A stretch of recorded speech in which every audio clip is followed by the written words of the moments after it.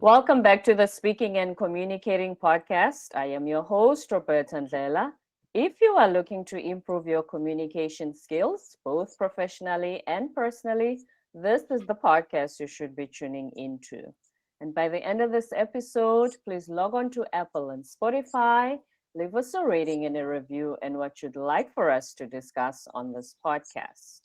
Now, let's get communicating with marriage coaches Kathryn and Cass Morrow, who are here to talk about not only their journey to a much happier and blissful marriage, but how they help other couples as well, and how communication skills play a role in that process. And before I go any further, please help me welcome them to the show. Hi, Kathryn and Cass. Hi, Roberta. Thanks for having us on. Thank you for being here. Oh, there's the little puppy. Hello. This is Ben. Hello, Ben. Please tell us a little bit about yourselves. Welcome to the show. Yeah, you betcha. Thank you for having us on. So the first thing we like to tell everybody is that the reason we are in the business that we do, we coach men and women in their marriages because we came back from the depths of hell. We literally, I specifically destroyed my wife, tore her down, beat her down emotionally. There was not entirely physical abuse, but I mean physical intimidation, flipping her out of a bed, enough physical, and there were sexual problems too. And so we just can't understand why people are quitting, because we are on top of the world now. We figured it out, and we're just in love with loving each other, and we just don't understand why people are quitting. You know. If we can do it, we figure anybody can do it. Yeah. Especially what you were saying, Kathryn, a lot of people would ask, if you have friends and you tell them, you say, Cass did this, usually the first thing they're like, Kathryn, why are you still there? You can even come to my house, pack your bags, go. The quitting part. Usually people go for what is it that made you think, this is something we can work on? Well, I knew that he was capable of being a better man, because when we fell in love, he certainly knew how to make me swoon, how to charm me. He knew exactly what he was doing. So when the charming behavior went away and it was replaced with abusive behavior, I remembered what it was like when it was good. And it was really good. I had never been in a relationship that was that good before and that passion filled. So all the time when it was getting worse and worse, and when his behavior was getting worse, and then I was getting reactive at the same time, I knew that there had to be more, because I had already seen that it was possible. It's not like we had these problems in the very beginning. They did happen very quickly. But in the beginning, there was so much good that I knew that I wanted to get back there. I didn't know how to get back there, but I knew that I wanted it. And I knew that he was capable, more than capable. He just was refusing in my mind. I don't know. Stubborn. So it's almost like you had a resume, so you knew, like you said, you had a history and you know what he was capable of. So then the question becomes for you, Cass, so you were that person, what then triggered this now alternative behavior? People ask me this. It's probably the number one question, and it's really hard to pinpoint because there's so many different parts of the journey. Mm-hmm. However, I would say that, first, so there was a restraining order and I was a year on probation. So the first thing was court mandated anger management. And I mean, that didn't do anything for me as far as I'm concerned. But what it did was it got me to start thinking differently. Wait, right? Though, I think she wants to know what turned you from good to. Oh, I'm sorry. Good. I thought you might change. Oh, I apologize. Yeah. Oh, okay. So that's. She mentioned that you were this amazing guy, and then the trigger started. That's why she thought. Wait a minute, sorry, I apologize. Yes. So what that is it's Dr. Robert Glover coined a term called the nice guy in the 80s, and what my wife would say is we're nice a-holes. We're not nice guys, but it's basically the feeling of self-worth just wasn't there. I needed to feel like I was good enough. I needed to feel like I was loved enough. And so the problem with a nice guy is he's actually not a nice guy, hence Kathryn's term. And what we do is we give all this love hoping to feel like we're good enough, right? To prove that we're good enough. And the problem with that is that it's creating what's called a covert contract. And so it means you're giving to get, right? So if I do this, this, and this, then you're going to make sure that you do this, this, and this. And then that means I'm going to feel so much love. And a lot of it's approval. A lot of it's just feeling love. A lot of it's just internal, just know I'm good enough. And it stems from not having your needs met when you're a child, you know, not learning how to communicate feelings, what you're feeling, not even understanding what you're feeling. And so what triggered it really was just a lot of insecurity over not being good enough, or anxiety of she's going to leave me because I'm not being good enough. I think the very first fight was, you mentioned something about one of your exes, Joel, being a good man. And I was like, nobody treats you better than me. Like, I need to prove it that I'm good enough. And she's like, no, there are nice guys out there. This is not like abnormal. And I couldn't even take it. And it started to just fester and fester and fester. And as the woman in this type of situation, and I think it can go both ways, but our specific situation, it was the man that had the covert contract. So if you're on the other side of the covert contract, there's a reason it's called covert. I didn't know that it existed. When he's being this nice, wonderful person, he wasn't expressing his needs. And so when I was just living life, enjoying being loved, and I thought everything was great. And then all of a sudden the tables turned, but I had no idea what he needed. I didn't know he was feeling insecure. I didn't know that he was feeling like he needed my approval, because to me, everything was happy-go-lucky. Everything was fun. Mm-hmm. I didn't know he needed all this reassurance. I didn't know he had insecurity about my past, his past. I didn't know any of that. So when you're on the other side of the contract and you don't know a contract is there, it gives you every opportunity to fail. Mm-hmm. If I had known that there were things I could have been doing to help him through that, I could have done it a lot sooner, but I had no idea. And then it's psychic, And because his behavior turned so quickly, it didn't give me any desire to want to help him, because he was acting like a psychopath. And because, you know, when you create these covert contracts, a lot of times you don't even know it. And so you live in your own sort of reality, and there's stuff that goes with that in my brain, of course. But the end of the day, she didn't have time to catch up, because I was escalating so fast, because it quickly turned, within months, it turned to daily fights, and sometimes more than once a day. Oh yeah, sometimes like all night long, or 3 days in a row, towering over, lecturing, screaming, whatever. So that even though like she knows now how she could have helped me sooner, it escalated so fast there was no possible way for her to even catch up. That's why everybody that told her she should leave was just like what you thought earlier. She was getting it all the time. There's nothing you can do. It's over. Flags are raised. Get out, you know? Yes. And here's the irony as well. The very thing, so you're trying to prove that you're the best guy. When she mentioned her ex being a good guy, you're trying to prove, but the behaviors you display in trying to prove that you're the best are the very behaviors that drive her away even further.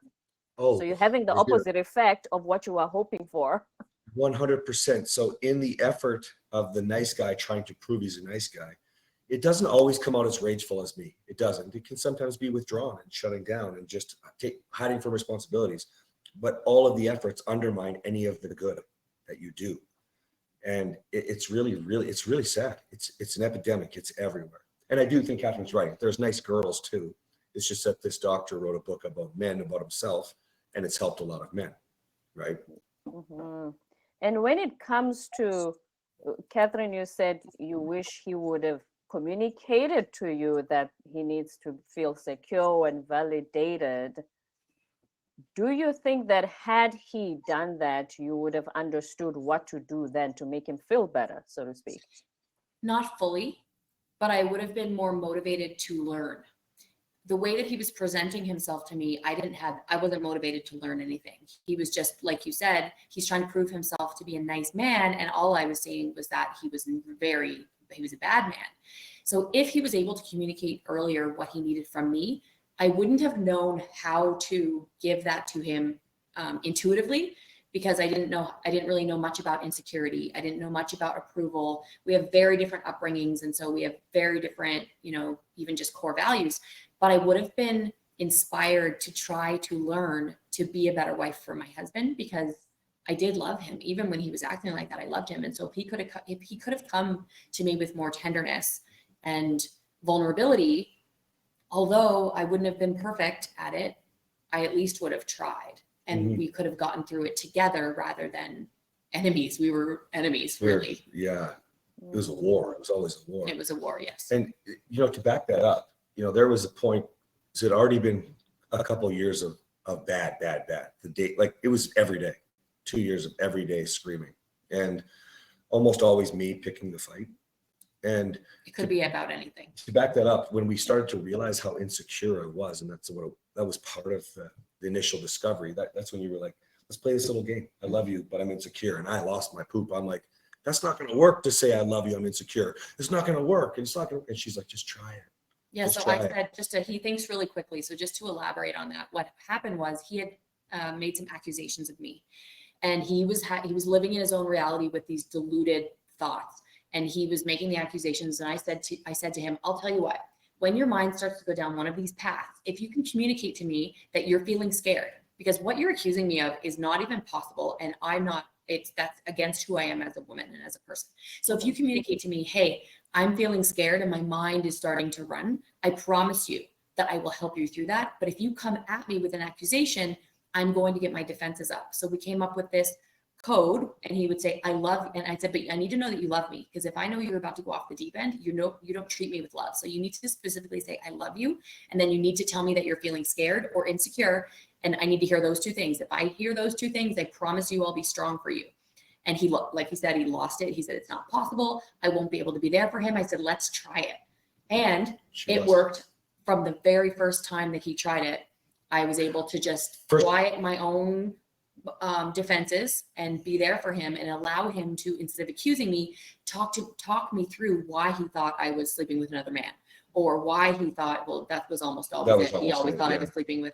Fear of abandonment and whatever. Mm-hmm. And I think it's really, really important to understand that the problem is not that I couldn't communicate, it's that I didn't know how. I didn't even know what I was feeling.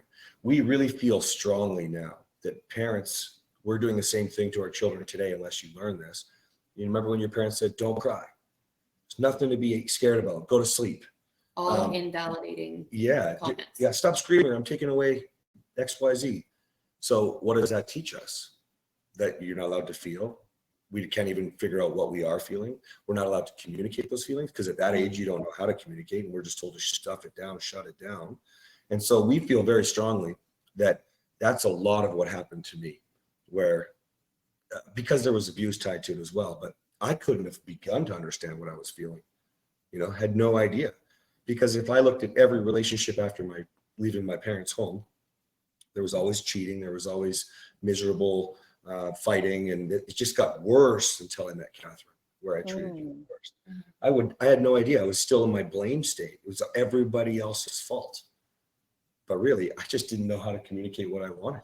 What I don't think I even knew. No, I was not allowed to have needs or to know where I was going, Right. And also the self-worth part, like if you look at Kathryn, you can see how beautiful she is. Was that also part of you wondering, do I deserve a woman like this? Yeah. And you constantly needing to prove that you are worthy of her. I think so, because, when I met Kathryn, clearly she's the one that was able to inspire me to want to grow and change. By the time I met Kathryn, I didn't care if she was a pretty woman. I just wanted a woman who was going to treat me loyally, respectfully, love me. I thought everybody was the problem. I used to say to Kathryn, I don't just call you a name. You run your shopping cart into me at the grocery store, I'm going to call you a name. And that's literally how I felt. But she's beautiful. She's the most brilliant person on the planet. She's super hilarious. Like anything she wants, she can get. It's unbelievable. And so I think for sure, by the time that I met Kathryn, I just didn't, there's no way I deserve this. The rug's going to get pulled out for sure. And I believe really fully most people, when they haven't figured this stuff out, they self-sabotage, right? Especially if you have abandonment issues. I'm going to make sure that I push you away before you can push me away and hurt me, Fear of rejection. So let me reject you first, because I know you're going to reject me when you find out who I really am. Yeah, I really, really think so. It's really sad. And there's so many ways you can do this. I used anger binges and alcohol, right? But a lot of other people would just shut down. Other people might placate, people please, right? They do all these things that smother their partners. So there's so many different ways that you can You can look at how you just sabotage, you just destroy it, because then you can't be hurt. If you leave me, you made the choice. Mm. And that's also what I would do, a lot of gaslighting. Oh, so Yeah, much oh, yeah. gaslighting. Yeah. Uh-huh. And so let's start then with what you guys did. So Kathryn mentioned earlier the I love you, but I'm feeling this way right now. So that was the first step to let's figure how we can change this dynamic. And what happened after that? That was one of the first things. And one of the other things, so I was living in the twilight zone. And I got a lot of different therapy. I saw multiple different counselors because I was starting to think that I was crazy because there was a lot of gaslighting and there was a lot of abuse. And I had never seen anything like this before. I was the best narcissist that there is. Yeah, it was crazy. And I was starting to lose reality. I had to do a type of therapy at one point called somatic experiencing because I was losing touch with reality. Mm. And so in one of my sessions with one of the therapists that I had, I was telling a story about, it's the gum story. The gum story. I was telling a story about Cass. He was Ryan at the time, this is before he changed his name. And my therapist said, your husband, it sounds like your husband is suffering from cognitive distortions. And a cognitive distortion is when you don't see reality with clear eyes. You're not seeing what's actually happening. They hear something different in their mind. They see something different. Their reality is different than what's actually happening. And so as I started to explain more scenarios to this therapist, he said that he's not seeing him, so he couldn't say yes or no, but he said, this really sounds like cognitive distortions. And he recommended that he get some help and that we potentially even see a psychiatrist, which we did. But that was a game changer as well, because I told him about it. Let's tell the story. Yeah. So we're driving down the road, and I had some gum. I wanted to throw it out the window, but I didn't want to throw it on a car that was out there. So I was holding it in my hand on the steering wheel, not touching the steering wheel, just holding my hand. And Kathryn, as the sweet woman, in knowing what's going on here, babe, I can throw it out my window, meaning there's no car next to me.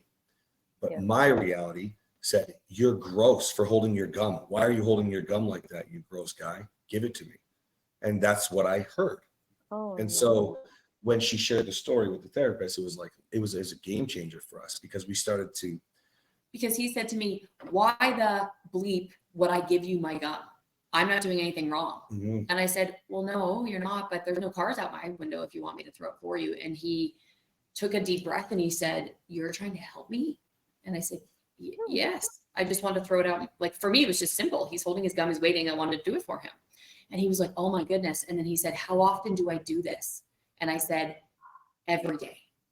And so when he opened up that door to start recognizing, my therapist called it reality checking. So he would be able to ask me, hey, what actually is happening in this situation? And he would have to trust me. So one of the things was the code phrase that we had. One of the other things that we had that we basically did all on our own was recognizing when he was having cognitive distortions, and he would have to commit to trusting me. After years of him telling me I'm manipulating him, him telling me I'm crazy, and he's living in his own delusions, he had to settle on the fact that maybe he was having cognitive distortions. Maybe he was living in a delusional reality, which was hard. That's a hard reality to come to, right? Well, it's really hard to admit to yourself, right? Because basically you're admitting that you're crazy, right? And also, are you in the state of, if anybody's being nice to you, they have ulterior motives? Just me. I think so. Yeah, not me. I think that people like me want it so bad. It's just that because of those covert contracts we talked about, it's never good enough. Like, no matter how much, I mean, we could use sex as an example. No matter how much you were there for me, connecting with me, wanting me, just being there, doing whatever, it could never be enough, because the insecurity was so deep. The reality was so distorted that we could do it 5 times a day for a month and a half, and I'd still be like, you want somebody else, right?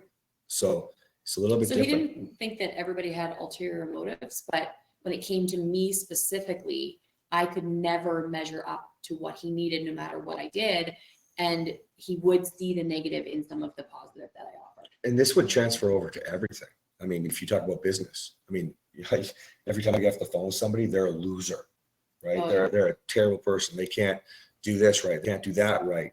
Like, narcissists to the extreme. And this is one of the reasons why we can't stand it when people say narcissists can't change, because most people think their partner's a narcissist when they're not. And if I can change and start to look deep into the reality of what's actually real, then we just can't understand why people are stuck in this new trend. It's not possible. It's not possible. It's not possible. You know. Mm-hmm. And then, how did you get started with helping other married couples? There was a really big gap from where we were talking about to later, but essentially, you know, a lot of growth, a lot of roller coaster, and our timelines are completely different, right?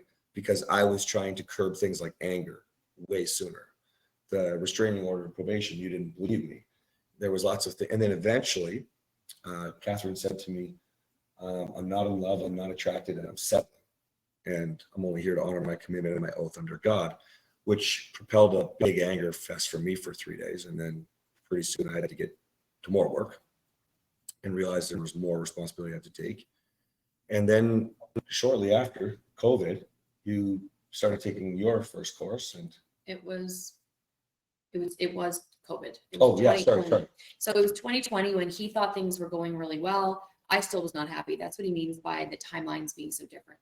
So it didn't turn a corner for me until the end of 2020.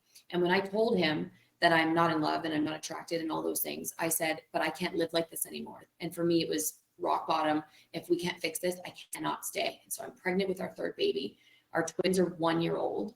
And I was like, I just can't do it. So I started to do a lot of work, and I started to recognize how I could use more empathy and more gratitude and just more understanding to try to help him rather than judge him, because I had been so beaten down and abused by him emotionally that I didn't have a whole lot of empathy left. And so when I was able to kind of turn that switch back on, and I didn't even really want him, I wanted to not lose my 50% custody of my children. And I also didn't trust him to raise our children. And so through that process of trying to keep my family together, I got my husband back, which I didn't anticipate that happening. And it's so important to recognize, because women don't realize the power that they have. Men are sure they're big, alpha, strong, all of these things. But if we come in as women with gentleness instead of reactivity, and with empathy instead of judgment, we can build them up and to help them be the man that they need to be. And we proved that it would have been, without my help, it would have been impossible. I don't know that I would have done it. He was trying for years, and without me accepting him and without me really boosting him and building him up by working on my own flaws, which is the defensiveness and the reactivity and, you know, of course, contempt, all of those things that get built into you or that come out, all the ugly that comes out when you're put into a relationship with somebody.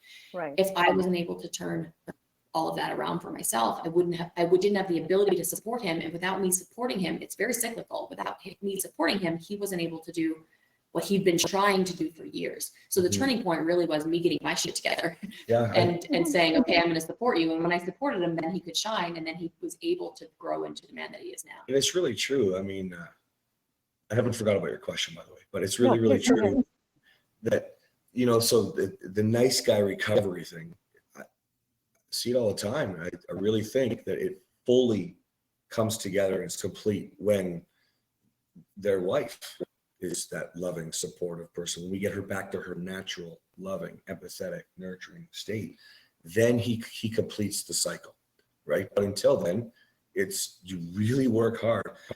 But because of the fear of failure, because of the need for approval, you can let go of all expectations, Covert contracts, validate yourself, all that stuff. But because you start this journey knowing you've almost lost your life, then it's almost like it's the completing piece is to get a Kathryn in your corner.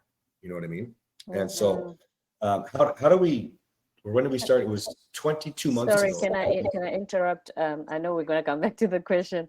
Kathryn, please just explain or make the distinction for us between what you just said, that you needed to be gentle and empathetic and be, you know, the qualities that the woman that he needed, versus people thinking, oh my goodness, does that mean I should be a doormat and let him talk to me anyhow? Yeah, because some people, that's how they take it. Yeah. Mm-hmm. Yeah, that's a great question. The way that I teach my women, like how to do this, is to think about, who do you want to be?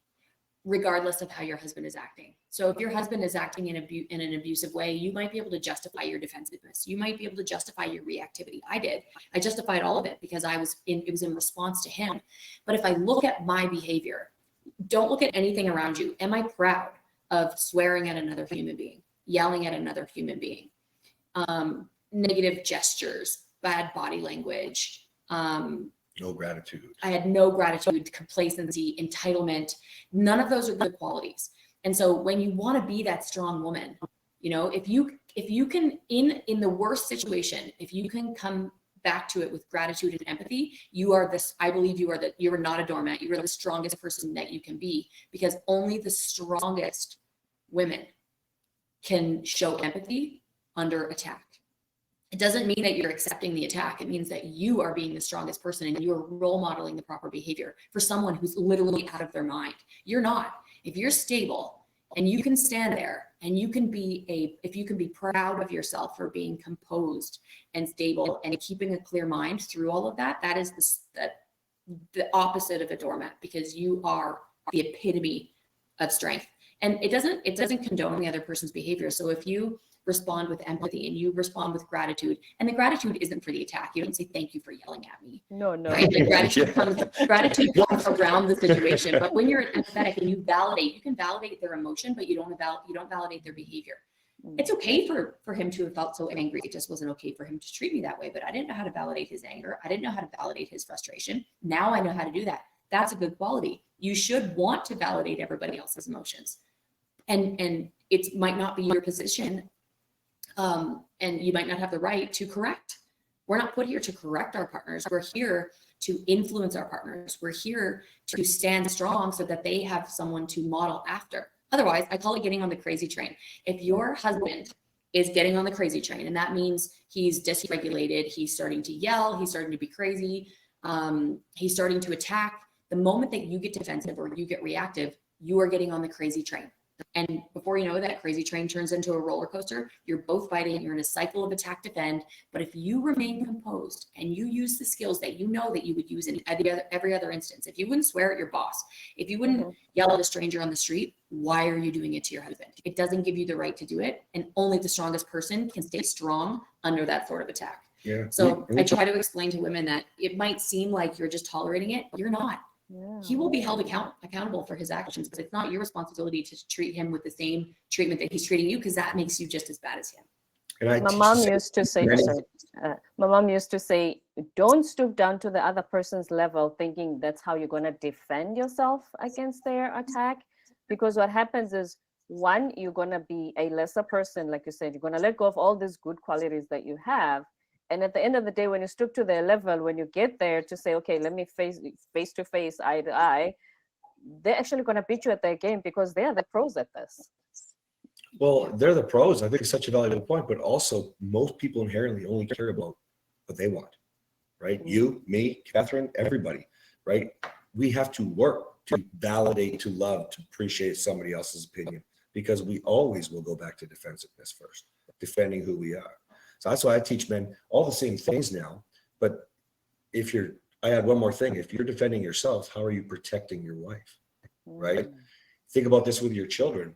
Like, how could you, like, we do slip with our children. Children are the hardest, if you ask us. But, you know, we don't want to be yelling at our kids. They literally have no idea what they're doing.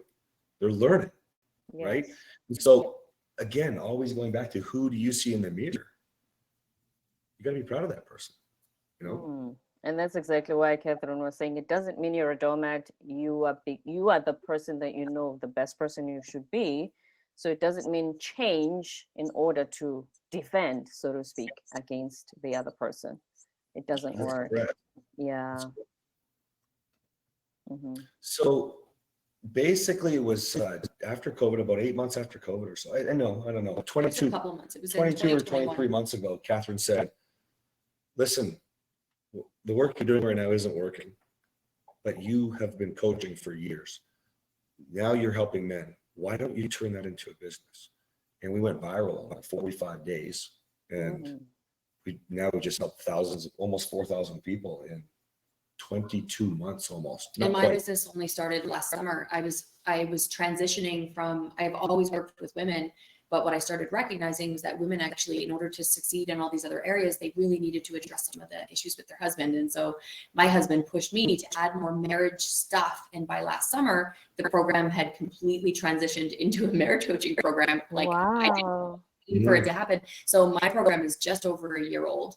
And yeah, combined, we've helped over 4,000 people. Yeah, it's been pretty wild, right? And you just hit the nail on the head. Something that we learned from working with so many people is like we're all wearing our hearts on our sleeves. You're kind of in this fog if your marriage is not doing well.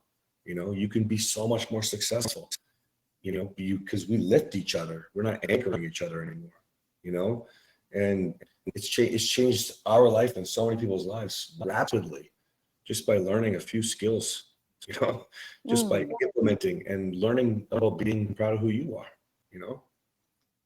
And what would you say? I've never been married, so I'm going to ask a lot of questions regarding that. What would you say is the difference between a happy marriage and a marriage of just going through the motions, so to speak? Oh, do you want to go? Yeah, I think I can answer that in one word, and that word is connection. Because when you are kind of leading parallel lives, you might be doing life kind of together, but you're not connected. That's what you're describing, where it's not necessarily a happy marriage. It's just going through the motions. And so maybe there's not a lot of conflict, but there's also no passion. You might feel like best friends or roommates. You're living parallel lives and there's some relationship there, but you're not deeply connected.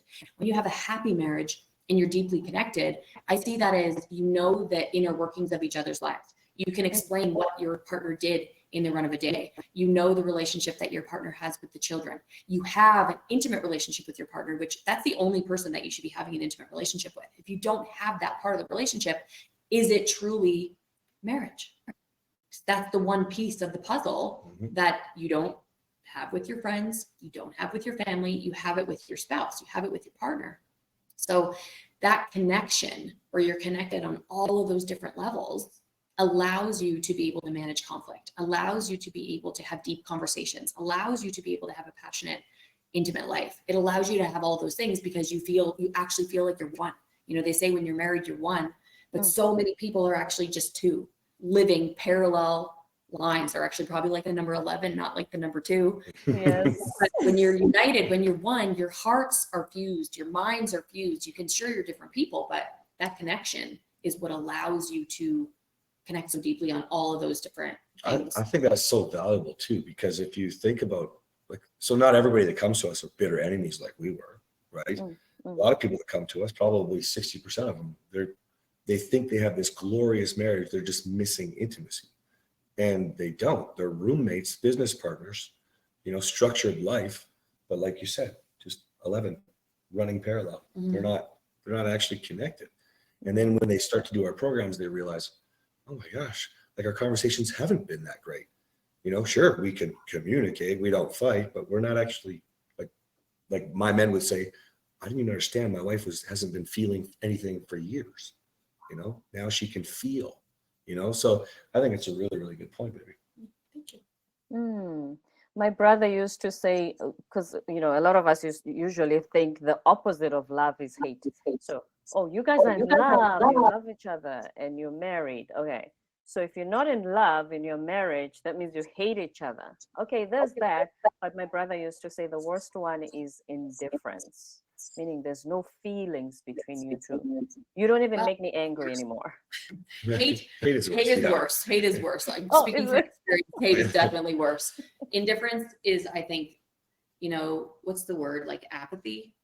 You know, when you're indifferent about your partner, it really makes life flat. And because you're looking for outside stimulation, you know, if you can't have good conversation with your partner because you're indifferent about your partner, you don't actually connect with them on any level, then you're going to be looking for that level of connection with your friends. You know, and your friends, they might be married, so they're having those conversations with their own husbands. And then you end up just living a really flat life because. Or down a negative spiral, complaining, you're sitting in your pain, you know. I think further to your point though, if you think it's I don't remember who said it, but the opposite of crazy is still crazy, right? What we learned in our journey, which is more of a reflection back now, but like if I didn't want to be like my parents, I tried to do everything different than my parents. And what happens is you end up being a lot more like your parents than you think, right? Yeah. And let me give you a super easy example. She used to say to me, if you stop yelling, I would love you again. If you stop yelling, I would feel better. I'd want you more. I'd be happy again. But when I stopped yelling, that wasn't what it was. We're going for the opposite end here, right? The opposite end is not yelling to no yelling. It's laughter, excitement, dreams, achieving together, safe feelings, not anger, like true safety and peace, right? Like so we get stuck in this opposite spectrum that you really have to be careful, because otherwise you don't really have the goal in mind. You're not going to hit it.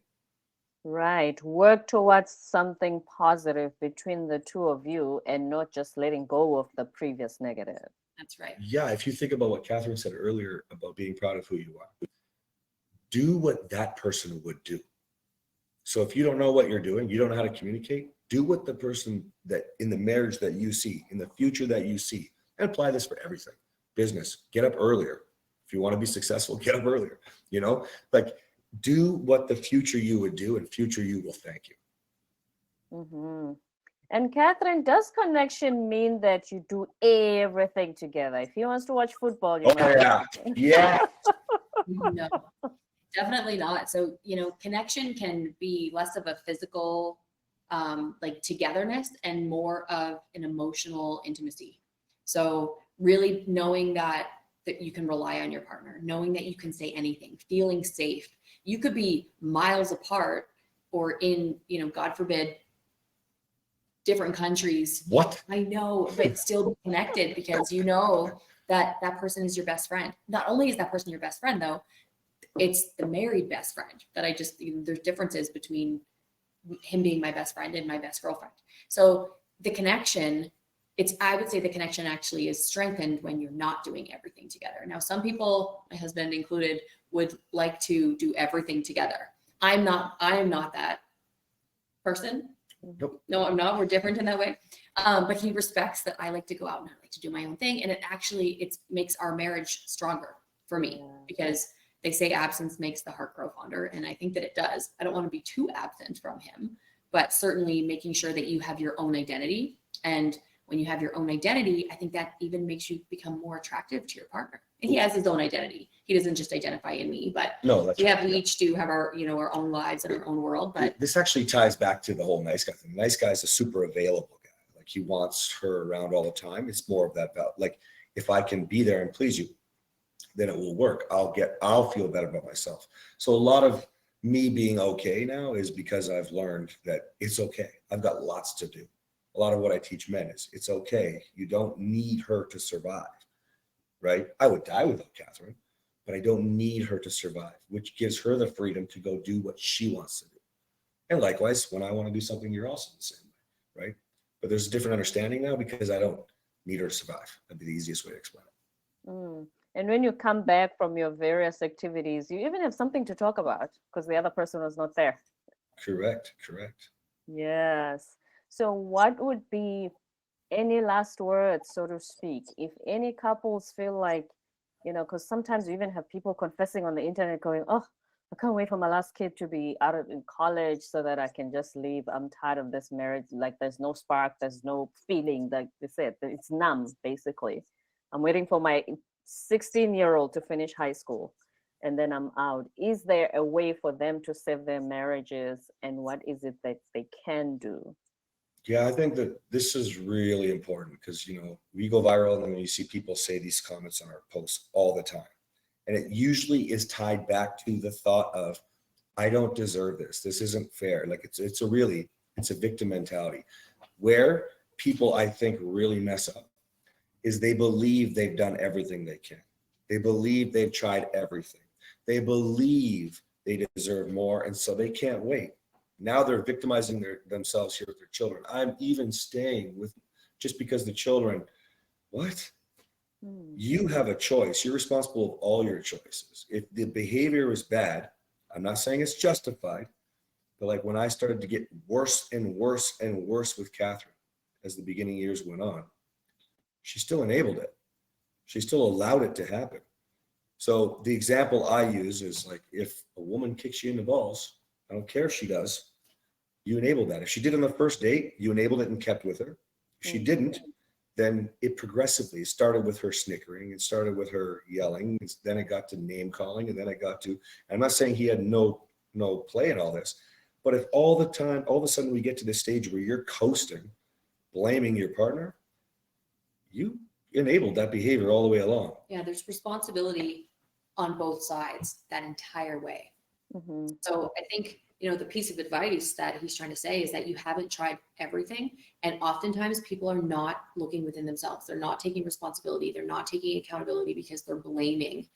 And you can't make change aside from within yourself. So when you start to show some accountability and responsibility and start to take action against the things that you maybe did or the absence of things that you didn't do.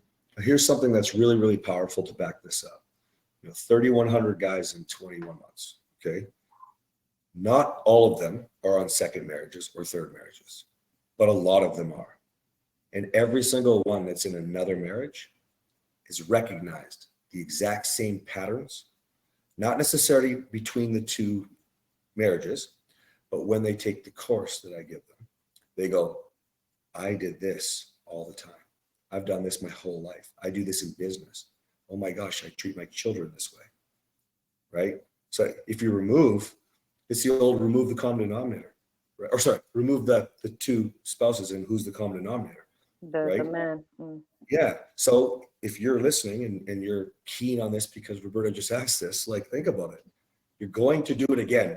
How do we know that? The studies aren't out there talking about this, but we're seeing it all the time in our programs with people that are married second and third times. Why do you think those divorce rates are so much higher? You're not going to go find a magical, peaceful relationship unless you do your own work. Yeah, I'm already married. Yeah, you are. Because so had they signed up for this course, they potentially could have saved their first marriage as well. Yes, but I'm not They saying usually think, sometimes they usually think, oh, it's my wife's fault. It's because she didn't do this and I needed that. And that's why we got divorced. Yes, but I've never heard one man say, I wish I would have had this for my last wife, right? Like he's fallen in love again, right? Potentially we'll see more and more because I get guys all the time who are, their wives have already left. They're divorced for a year. Their wife's in another man's house. Their wife is cheating. All of these are the harder cases, obviously. The further away you are, the harder it is. But I think potentially we'll see more and more of yes, I could have done this. I want to be a better man no matter who I meet in the future. But I think that's just not the stage where the business And no is. matter what, though, if they took a course with us and they're in their first marriage, then yes, we can help save that one long before you get to the second marriage. Mm-hmm. Yeah, the problem is people seem to wait until it's rock bottom. There was something special about us that, like narcissists, right? We're capable of love. It's called a love bomb, right? Oh. And there's, hang in there with me, right? It's called a love bomb. We really like it because it feels good, but we also know how to sabotage everything and wreck everything and destroy everything because we're afraid, right? And so it's presented as, I only care about myself. I just didn't understand, right?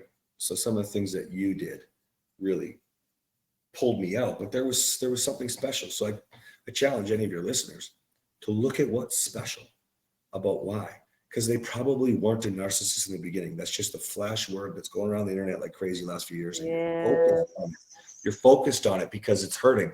But I'll tell you, almost every time someone talks about their narcissist spouse on our social media, their comment is 100% narcissistic behavior. 100%. There isn't any black or white, or sorry, gray. I'm messing up a lot of words today. It's literally black or white. You either are trying to grow or you are holding yourself back. Yes. And then for anyone who's dating, we always have this thing of, boundaries, stay away from red flags. But I feel like, just like you were talking about how people are quick to quit marriages, I think some of us are quick to quit a first date, potentially good guy or good girl, versus, hey, he had spinach in his teeth, red flag, I'm out, boundaries. we put the word, just like they throw the word narcissist all around the internet, the word boundaries, boundaries, boundaries. Everything is just boundaries. We don't give people a chance at all. There's not going to be this perfect guy who can do no wrong, who's going to show up and What? eventually marry you. I think that What would you say to us? you're bringing up a valid point. The more that the divorce rates are climbing, the more that people are talking about sexist, they're talking about toxic, they're talking about narcissism. It's scaring people that are single, that are dating. And so they have to protect themselves. I think your advice will probably be different, but I'm going to speak for men. Go ahead. Okay. My advice would be simple. Are you still showing up as who you want? Because if you are going to worry about spinach in the teeth, if you're worried about like checking out, making sure that she's, is she going to be the loyal type or whatever, you're not even showing up in a safe way already. You're already focused on the fact that she could screw up, and you're trying to do that because you're worried about her hurting you down the road. You're looking at all these as flags that probably you will raise. More than likely, using cheating as an example, the studies are pretty spectacular. It's 10 to 20% depending on the study when it comes to affairs. Anonymous studies, people admitting that they cheated. If that's the case, 80% of people are not lying in an anonymous study. Cheating is not as real. So stop looking for your flags, stop creating your own problems. Love on the person you met. Have faith. Have faith that it could go somewhere. And then see what can happen. And then the advice that I would give, not just to women, but to everyone, is that when you get married, what a mistake that people often make is they actually don't know what their core values are. And so when their core values get violated, that's when they sense boundaries. But when you're going into a dating scenario, you don't even have to really consider boundaries if you know what your core values are, because you should be flexible on any area that is not your core value. So if you identify your core values first, and it has to be core values. If it's flexible, it's not a core value. If it's a deal breaker, that is a core value. So identify your core values. And when you see a core value that could be violated, that is a red flag. And that means you do not continue. Right. That is even what I recommend to people in marriage. If you violate each other's actual core values, so you have to identify them. Because when you have a core value, that means that you stand strong in that core value, but you can be flexible in other areas. I always use the example of maybe your core value is that you want to eat healthy, but what's flexible about that? What time you eat is flexible. What types of proteins you eat is flexible. What types of vegetables you eat are flexible. But the core value is I'm going to eat healthy. So you identify what the core values are that you have and the core values that you're looking for. And the only red flags that you should be looking for, the only boundary conversations that you should be looking for are things that directly affect your core values. When you're dating, because let's say marriage, let's use cheating as the example. Of course, that's a core value. Everybody knows the rules of marriage. You're not supposed to cheat, right? And even just dating long-term, or if you've made the deal, we're being exclusive. Yeah. Typically, if something like that happens, what value was broken first? The emotional safety, the security, what was removed first before that happened, where somebody went to go feel safe somewhere else. And I think people get too hyped up with disrespect and rules and blah, blah, blah, when they haven't looked deeper first, right? I will say one more thing, because this is your communication show, right? Yes. We really firmly believe communication is not key. And what we mean by that is communication, of course, is key, right? But we hear things like communication is key. Don't go to bed angry. You have to talk about it, talk it through. That's right. And, you should be talking about why you don't, like, why she doesn't want intimacy. We hear this every day. Here's the thing. If you haven't taken the time to learn communication skills, I'm going to just give you one example. You don't know how to not be defensive, respond, not react. Okay. Then you don't have any business having a conversation that's hard. Take 30 days, learn some skills, and then go have the conversation. Make the deal together. And if you're dating, sure, that could be a flag. Maybe you don't want to teach somebody if you've learned the skills. I can understand that. However, I feel like that's not really their fault, just like you were taught not to feel, not to communicate the feelings, because understand, you're going to get together and love each other. You're going to validate each other like crazy. You're so beautiful. I can't wait to see you. Oh, I told my friends I can't go. You're the best person ever. And all that validation and approval is going to be replaced on both sides with defensiveness and blame until you learn how to communicate anyway. So stop, get off your high horse, learn some skills, then have the hard conversation. And if you're dating, for the love of goodness, teach somebody, help them. Don't make that a boundary. Help them, you know? Yeah, because we do quit very, very quickly and always looking for the next person, and then it just never ends. Yeah, thinking there's something better out there. The grass is greener has been popular no matter where you're at in life, right? And it's just too much. You just got to focus on the what's the expression? Grass is greener where you water your own pasture. Where you water it. Yeah. Certainly. Rather water the grass instead of always looking for the greener one in other people's lawns. Thank you very much, Kathryn and Cass Morrow, for such words of wisdom for both us single people and especially married couples. It was our pleasure being here. Thanks so much for thank having you. us. My absolute pleasure. That was Kathryn and Cass Morrow, the marriage coaches who were able to share their journey today and are helping other couples to the number of 4,000 at the moment and going strong. Don't forget to subscribe, leave a rating and a review on Apple and Spotify, and stay tuned for more episodes to come.